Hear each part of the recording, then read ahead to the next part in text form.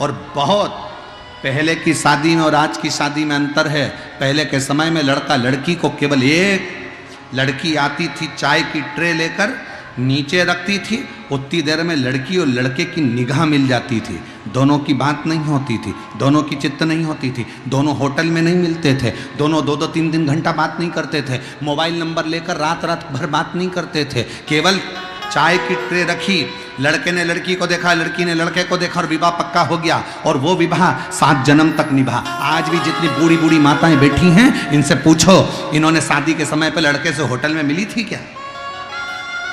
जितनी बूढ़ी बूढ़ी माताएं बैठी हैं, जितने बूढ़े बूढ़े व्यक्ति बैठे हैं, इनसे पूछो जिनकी उम्र 80 साल हो गई, 60 साल हो गई, 75 साल हो गई, 80 साल हो गई, उनसे पूछना क्या तुम होटल में मिली थी अपने पति से जिससे तुम्हारी शादी हो रही है? क्या तुम होटल में मिले थे अपनी पत्नी से जिससे तुम्हारी शादी हुई? सब मना कर देंगे, हमने तो लड़की नहीं देखी, हमें तो गए थे चाय की ट्रे रखने आई थी, बस उतनी देर में हमारी निगाह मिल गई। और एक आज का जमाना, लड़का लड़की को दिखाया, होटल में मिलवाया, 4 घंटे बैठ के बात करी, विवाह पक्का हुआ, पक्का होने के बाद मोबाइल पे 3 महीने तक लगे रहे और आखिरी में शादी हो गई और 1.5-2 महीने के बाद तलाक हो गया। ऐसा संबंध नहीं होता महाराज। संबंध किसको कहते हैं? न जी भर कर देखा, न कोई बात की, बड़ी आरज़ू थी मुलाकात की। आप शंकर से मिलने के लिए ऐसे जाना कि एक बार उससे मुलाकात हो जाए तो सिंहेश्वर नाथ बाबा भी कह दें कि अरे बहुत दिन बाद आया, और बाबा से आप कह दें बाबा करुणा करना, इतनी दया करना। एक मुलाकात में सब कुछ हो जाए, इतना प्रेम शंकर के प्रति होना चाहिए कि एक मुलाकात। और बस यही हमारा चरित्र, यही हमारी शिव पुराण कहती है कि आज सिंहेश्वर में एक ही बार, पहली बार कथा हो रही है, और ऐसी कथा हो गई कि सिंहेश्वर के इतिहास रच कर जा रही है। पूरा सिंहेश्वर याद करेगा, पूरा सिंहेश्वर एक बार। और तुझसे मिलने के लिए, बोलो बोलो जरा बोलो तो, तुझसे मिलने के लिए तेरी कसम, एक मुलाकात जरूरी है सब, एक मुलाकात जरूरी।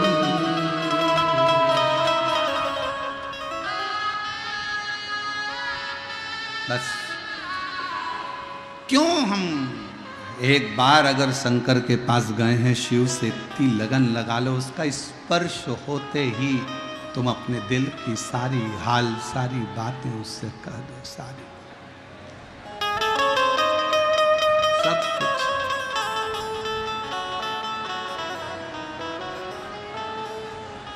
ए मेरी जीजियों,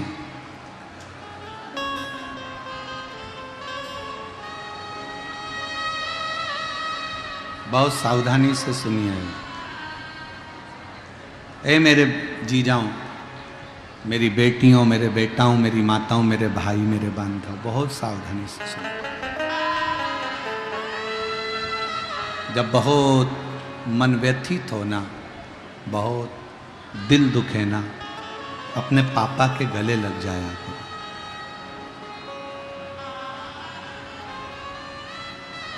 हमें याद है एक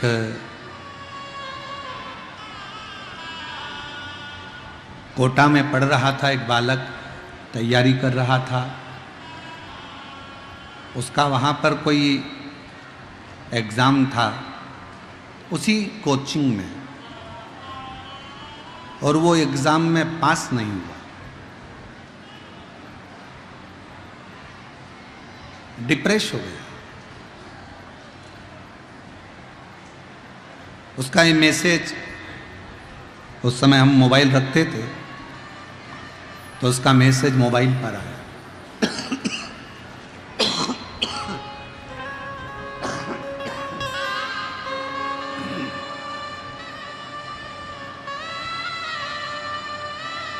उसका मैसेज मोबाइल पर आया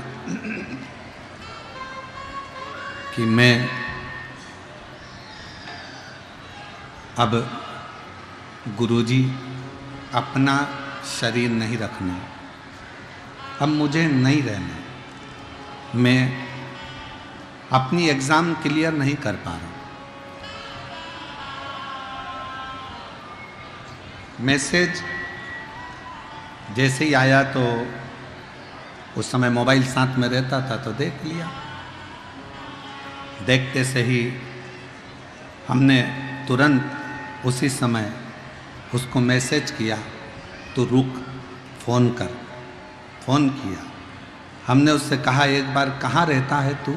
कहा मैं महाराष्ट्र के उस जगह का रहने वाला हूँ। मैंने कहा तू वापिस परीक्षा छोड़, पढ़ाई छोड़, अपने गांव जा, आगे के पेपर कौन देगा? मैंने कहा बाद में हो जाएंगे, पहले गांव जा। गांव गया, हमने उससे एक ही बात कही, गांव जाते सी तू अपने पापा के सबसे पहले गले लग जा, अपनी माँ के गले लग जा और कह दे पापा मैंने एग्ज़ाम दिया था, क्लियर नहीं हुआ, ये तेरा जो डिप्रेशन है ना ये चला जाए।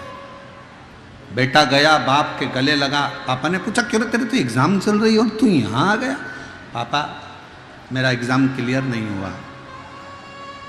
कोई बात नहीं, इतनी बड़ी अपनी ज़मीन है, 70 बीघा ज़मीन है, कौन करेगा? निकल जाए तो ठीक, नहीं तो अपने गांव आओ, 70 बीघा ज़मीन करना है, अपना खूब अच्छा काम काज है, क्रेशर का अपना काम है, वो क्रेशर का काम करना, टेंशन वेंशन नहीं लेना। जीवन है तो सब कुछ है। बहुत सारी एग्ज़ाम दे भी दी और मालूम पड़ा एक एग्ज़ाम नहीं निकले और प्राण छोड़कर चले गए, तो वो पढ़ाना लिखाना किस काम का हुआ? बल रखिए अपने अंदर। आज मेरा जीजी से और जीजाओं से भी निवेदन है, कर्जा हो गया, दुख आ गया, बीमारी आ गई, तकलीफ आ गई, कष्ट आ गया, बहुत ज़्यादा जिंदगी दुख में चल रही है, तो एक बार कुबेरेश्वर बाबा के धाम में जाकर उस बाप को गले लगा लेना कि मेरे बाप अब मैं बहुत हार चुका। कुबेरेश्वर बाबा की उस भूमि पर जाकर कंकर को हाथ में लेकर, एक कंकर भी अगर तुम्हें दिख जाए तो उस कंकर की पूजन कर कर उससे प्रार्थना कर। मामा आजकल वहां पर एक नया काम लोगों ने चालू कर दिया, मकान बनाने लगे, पत्थरों पे पत्थर रखकर मकान बनाते। नहीं नहीं, हमारे कुबेर भंडारी क्या मकान बनाने का प्रमाण नहीं है। हमारे कुबेर भंडारी क्या तो केवल कंकर को बीनो और उस कंकर की पूजन करो, वो तुम्हारा कितना मकान बनाएगा। तुम तो एक मकान बनाकर जाओगे और उसकी मर्जी है कि 5 कंकर की पूजन करके जा रहे हो और 5 मकान देना है तो 1 तक सीमित रह जाओगे। इसलिए कुबेरेश्वर धाम पर मकान नहीं बनाना है। कुबेरेश्वर धाम पर पत्थर बीन बीन कर मकान मत बनाओ, कुबेरेश्वर धाम पर कंकर बीन कर उसकी पूजन करो। उसकी मर्जी होगी तो जमीन भी देगा, उसकी मर्जी होगी तो जायदाद भी देगा, और उसकी मर्जी होगी तो दुख को मिटा देगा, और उसकी मर्जी होगी तो 1 मकान नहीं 1000 भर देगा। एक बनाकर क्यों जाए? उस पिता के गले लगकर कहो, जिस समय पर कुबेरेश्वर बाबा की भूमि पर जाओ दंडवत करो, और दंडवत करते से नीचे जब तुम्हारा माथा रहे, छोटे छोटे बारीक बारीक कंकर होते हैं, बारीक बारीक कंकर, उसी समय पर दंडवत कर कर कहो, हाथ में भी मत लो पर दंडवत कर कर कहो उस बारीक बारीक कंकरों को अपने भीतर हृदय से लगाकर, बाबा बहुत दुखी हूँ मेरे बाबुल, बहुत तकलीफ में हूँ, मेरा कष्ट मिटा दो। सिंहेश्वर बाबा के दरवाजे पर जाओ तो उससे कहो, बाबा मैं क्या कहूँ तुझसे, बहुत दूर से आई हूँ, बहुत तकलीफ, किससे कहूँ? मेरे दिल का दुखड़ा तो मैं कहूँ तो किससे कहूँगा? तो केवल एक तुझसे, और किससे कहूँ? और तुझसे मिलने के लिए तेरी कसम, तुझसे मिलने के लिए तेरी कसम, एक मुलाकात जरूरी, एक बार उसके पास बैठकर अपने दुखड़े को कह दो। ये दुनिया के जितने लोग हैं ना, परिवार, नाते, रिश्ते, कुटुंब, कबीले, संसार के जितने लोग हैं ना, तुम्हें खिलौने जैसा खेलेंगे। कोई तुम्हारी भावनाओं से खेलेगा, कोई तुम्हारे विचारों से खेलेगा, कोई तुम्हारे हृदय से खेलेगा, कोई दिल से खेलेगा, कोई दिमाग से खेलेगा। संसार के जितने लोग हैं, परिवार के जितने लोग हैं, रिश्तेदार जितने हैं ना, कोई दिमाग से तुमसे खेलेंगे, कोई दिल से तुमसे खेलेंगे, कोई तुम्हारी हंसी उड़ाएंगे, कोई अपशब्द कहेगा, कोई ताना देगा, कोई गाली देगा। दुनिया के लोग तुम्हें खिलौना समझते हैं और केवल तुम्हारे साथ में खेलते हैं, केवल खिलौना।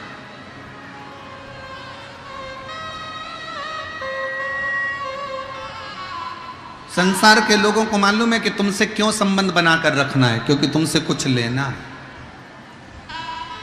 पर शिवजी को तुमसे कुछ नहीं लेना है। संसार के लोग तुम्हारा धन देखकर संबंध बनाएंगे, संसार के लोग तुम्हारी काया देखकर संबंध बनाएंगे, संसार के लोग तुम्हारी माया देखकर संबंध बनाएंगे, संसार के लोग तुम्हारे सत्ता देखकर संबंध बनाएंगे, संसार के लोग तुम्हारा व्यापार देखकर संबंध बनाएंगे। पर मेरे महादेव को ना तुम्हारी सत्ता से मतलब है, मेरे महादेव को ना तुम्हारे वैभव से मतलब है, मेरे महादेव को ना तुम्हारे धन से मतलब है, मेरे महादेव को तो केवल तुमसे मतलब है। तुम संसार के लोगों का खिलौना बनना चाहते हो कि महादेव का खिलौना बनना चाहते हो? संसार के लोग खिलौने से खेलते हैं, दिल से खेलते हैं, दिमाग से खेलते हैं और धक्का मारकर खिलौने को कोने में पटक देते हैं। जब तुम्हारी सत्ता वैभव चले जाता है, कोई साथ नहीं देता, फिर लोग कहते हैं पहले तो फूले फूले फिरती थी, अब रोती फिर रही है। खेलते, खिलौना पटक देते। आप शिव का खिलौना बनो, परमात्मा का खिलौना बनो कि हम उसके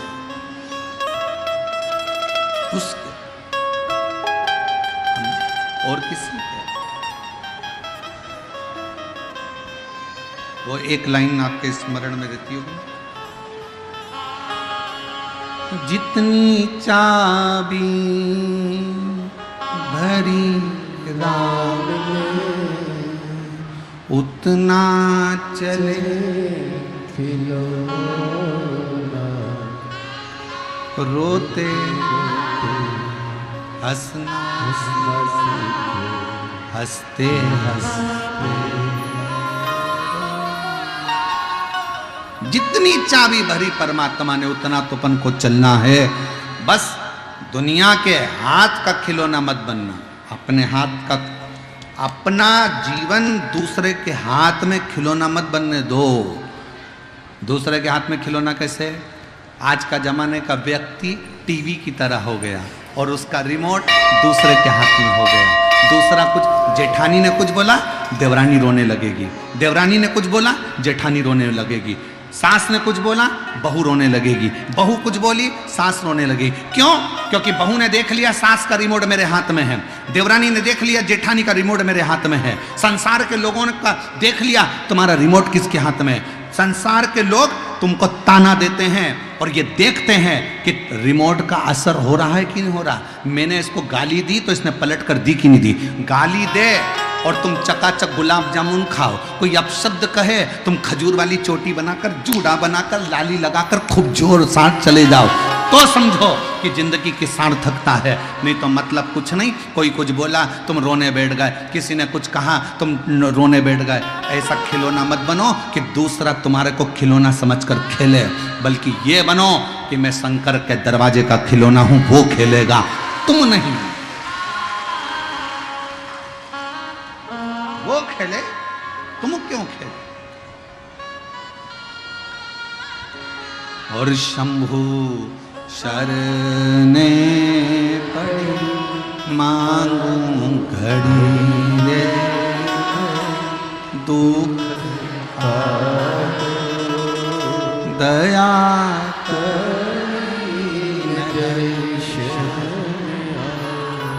आप उसका खिलौना बनिए, वो खेले। सफर करते समय सामान कम रखिए तो सफर का आनंद होगा।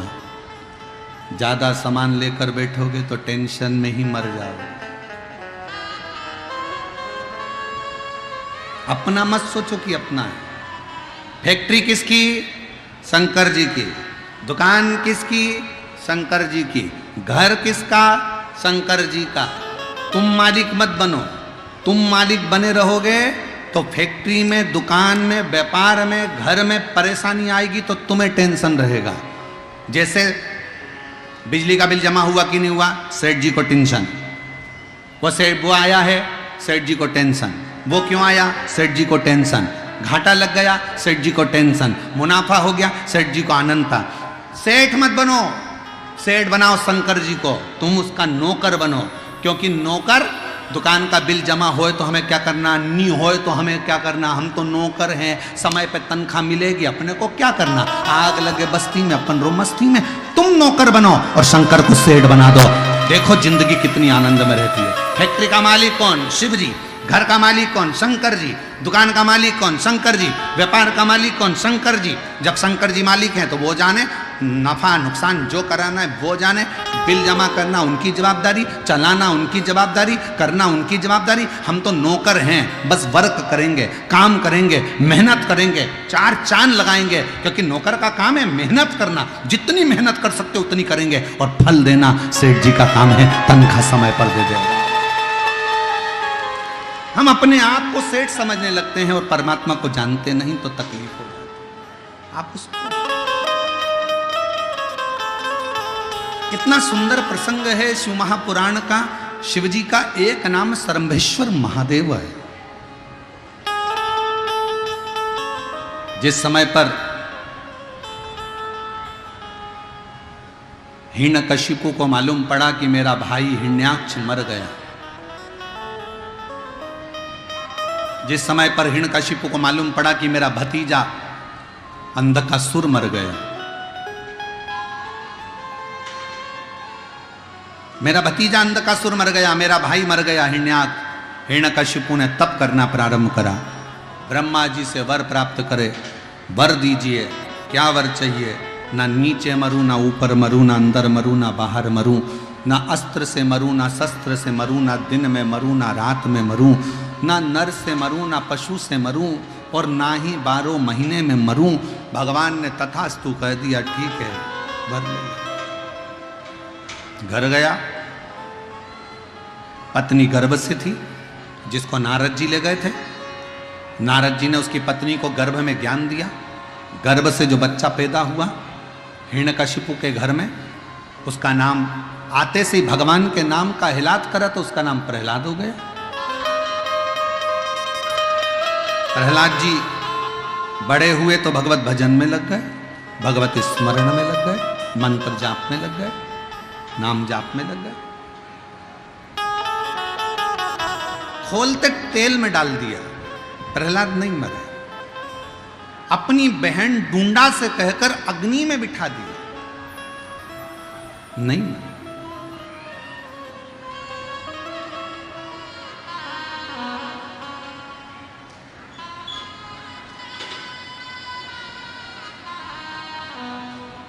पहाड़ से नीचे फेंक दिया, नहीं मरे।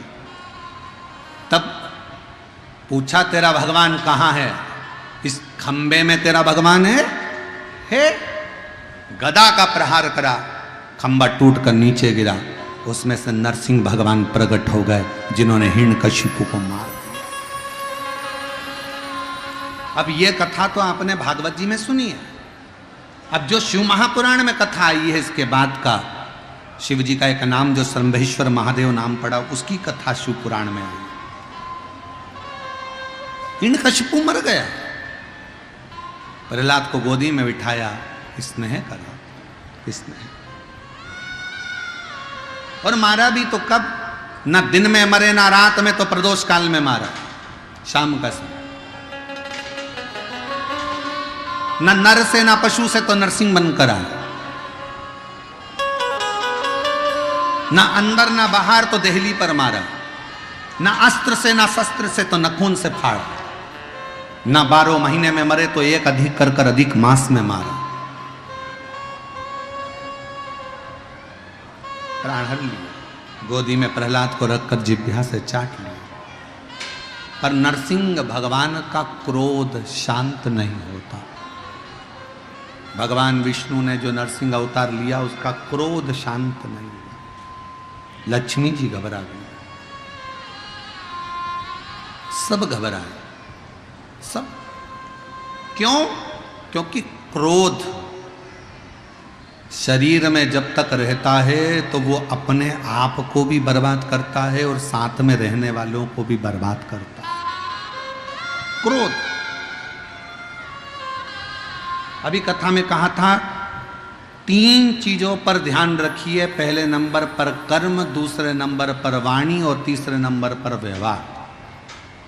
व्यवहार, जरा सा क्रोध आता है वह हमारे पूरे व्यवहार को खराब कर देता है। जरा सा क्रोध।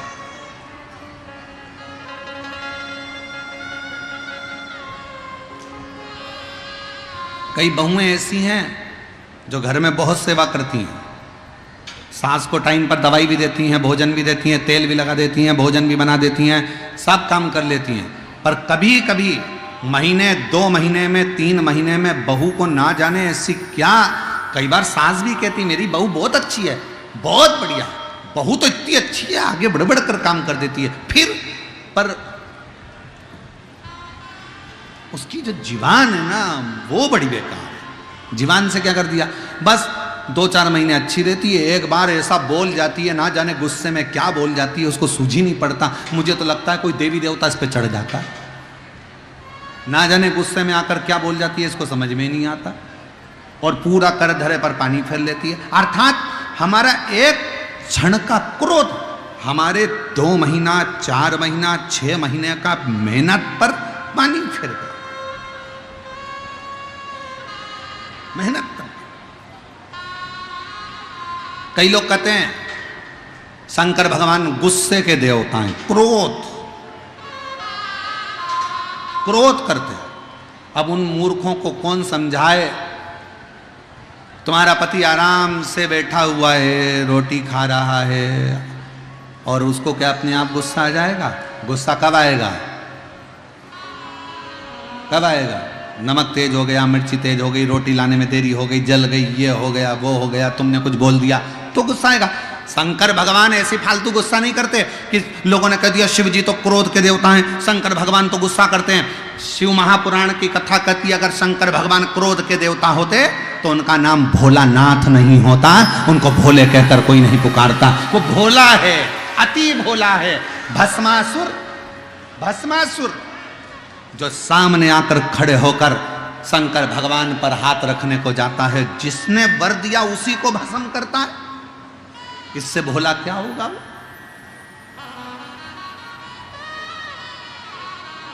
इतना सरल, इतना सहज।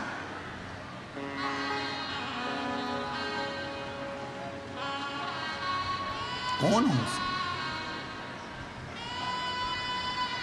उसके बराबर? कोई नहीं, कोई उसके बराबर संसार में कोई नहीं हो सकता। और फिर निवेदन करूं इस सिंहेश्वर बाबा की इस पवित्र धरा से आप सबसे कहना चाहूंगा, सबको भजो मना नहीं है। हम आपके ये नहीं कहेंगे कि आप इसको मत भजो, कि उसको मत भजो, कि उसको मत भजो, कि उसको मत भजो। सबका आदर करो, सबका सम्मान करो, सबको भजो, मना नहीं। पर मेरे भोलेनाथ पर विश्वास रखो, भले तुम भजो चाहे मत भजो, पर उस पर विश्वास रखो, उस पर भरोसा रखो कि वो है, मेरे दुख की घड़ी में वो खड़ा हो। एक पत्र है, अच्छा है।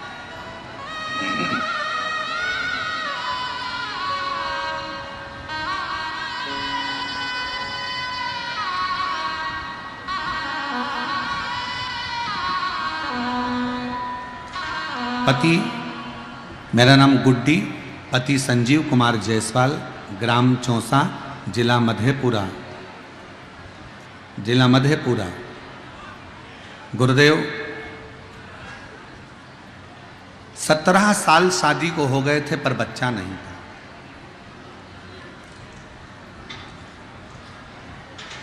और 17 साल शादी के हो गए पर बच्चा नहीं, इलाज करा करा कर थक गए, तभी भी औलाद नहीं हुई। तब किसी के कहने पर पहली बार सफ़ेद आंकड़े की जड़ और पशुपतिनाथ का व्रत किया, जिसके करने से मेरे भोले बाबा ने मेरे घर में 17 साल के बाद संतान दी है। 17 साल। ये पत्र शायद पहले भी हम लोग स्मरण में ले चुके हैं, शायद ये वाला पत्र 17 साल। और एक पत्र और देखिए,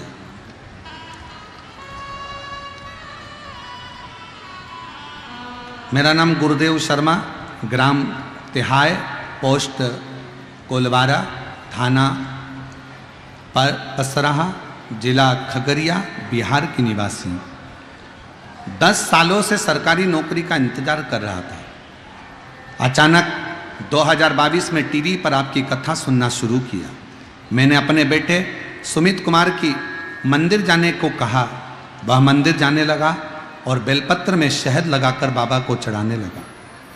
मैंने अपने बेटे से कहा, बेटा, सियोर वाला महाराज कहता है कि केवल बेलपत्र चढ़ाने से नहीं, मेहनत भी साथ में करना पड़ेगा। बेटे ने अपनी पढ़ाई को 4 गुना बढ़ाया। मेरा बेटा आपकी कथा सुनना चालू कर दिया। गुरुदेव, मैं अपने बेटे से कहकर, मैंने सुना है सियोर वाला महाराज कहता है कि पंडाल में बैठकर जो मांगा जाए बाबा देता जरूर है। तभी मेरा बेटा बोला, माँ, इतनी बार एग्जाम देकर देख लिया पर रिजल्ट नहीं आता, एक बार अपन चलते हैं, चलो कथा सुनते हैं। हम जमशेदपुर काजू बागान झारखंड में कथा सुनने के लिए पंडाल में पहुंच गए। जहां पर आपकी कथा चल रही थी, हमें पंडाल में जगह नहीं मिली।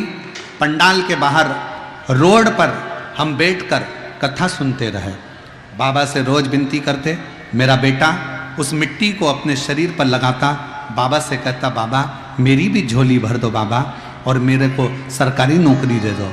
बेटे और हम झारखंड से जमशेदपुर काजू बागान से कथा सुनकर वापिस आए और बाबा की ऐसी कृपा हुई, 3 महीने भी नहीं हुए और बाबा की कृपा से मेरे बेटे का बीपीएससी शिक्षक पद पर रिजल्ट आ गया और मेरे बेटे की नौकरी सरकारी टीचर के रूप में लग गई। मैं बाबा को यहाँ प्रणाम करने के लिए आया। शिव तत्व किसको कहते हैं?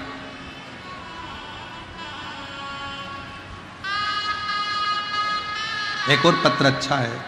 पत्र तो सब ही अच्छे हैं महाराज।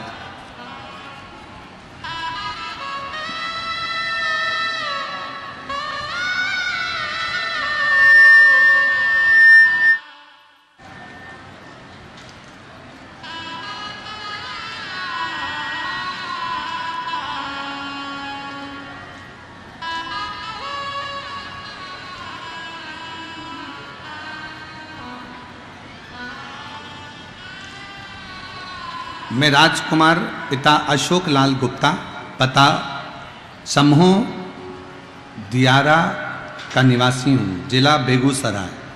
1 लोटे जल का और रात्रि को जो 9:15 का आपका जो उपाय है गुरुदेव, उसका मैं वर्णन करूँ। मेरे पिताजी को 2 माह से लीवर और खांसी छूट नहीं रहा था।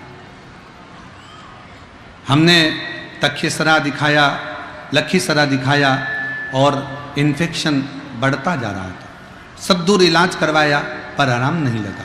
ब्लड का इन्फेक्शन ज़्यादा था। फिर डॉक्टर ने कहा कि इनको एक गठान हो गई है और वो गठान अंदर से फट गई है, उसके कारणवश इनको तकलीफ ज़्यादा हो रही है, कुछ कह नहीं सकते। डॉक्टर ने जब जवाब दिया तब हमने हॉस्पिटल की ही एक नर्स के कहने पर शिवजी के मंदिर दौड़ कर गए। वहाँ से बेलपत्र लाए, शिवजी को रात्रि को ही जल चढ़ाया और 9:15 वाला उपाय करा और बाबा की कृपा से आज मेरे पिताजी पूर्ण तरह से स्वस्थ होकर यहाँ विराजमान हैं और कथा सुन रहे हैं। उनका हम फोटो भी लगा रहे हैं। ये फोटो है जब वो ठीक हो गए उस समय का, आप लोग एलईडी पर देख सकते हैं। जब वो ठीक हुए उस समय का फोटो। शिव तत्व किसको कहते हैं? हम फिर निवेदन करें, तुम्हारी मर्जी पड़े जिसकी पूजन करो, हम मना नहीं करेंगे। तुम जिसको भजते हो भजो, तुम्हारा मन पड़े राम जी को, तुम्हारा मन पड़े कृष्ण जी को, तुम्हारा मन पड़े माता रानी को, तुम्हारा मन पड़े दत्त को, तुम्हारा मन पड़े जिसको भजो। जिस देवी देवता का पूजन करना है करो, मना नहीं। पर निवेदन एक ही है, शंकर पर विश्वास करो, शिव पर भरोसा करो। शिव भरोसे के लिए, विश्वास के लिए। मेरा देवाधिदेव महादेव को एक लोटा जल चढ़े चाहे ना चढ़े, और तुम्हारा भरोसा बड़ा दृढ़ होना चाहिए कि मेरा महादेव, मेरा शंकर बैठा है, वो सब देख ले, मेरा शिव बैठा है, सब देख ले।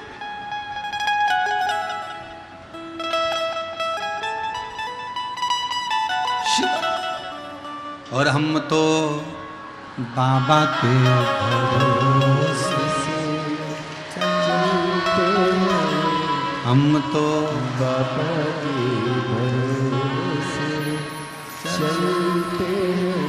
ये दुनिया वाले जलते हैं, ये दुनिया वाले जलते हैं, हम तो बाबा के भरोसे चलते हैं, हम तो बाबा के भरोसे चलते हैं, हम तो बाबा के भरोसे चलते हैं, हम तो बाबा के भरोसे चलते हैं।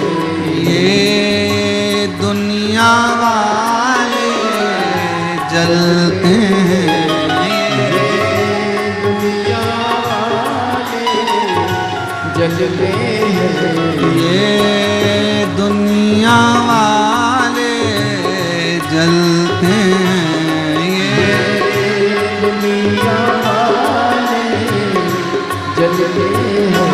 डमरू वाले के भरोसे चलते हैं, डमरू वाले भरोसे चलते हैं।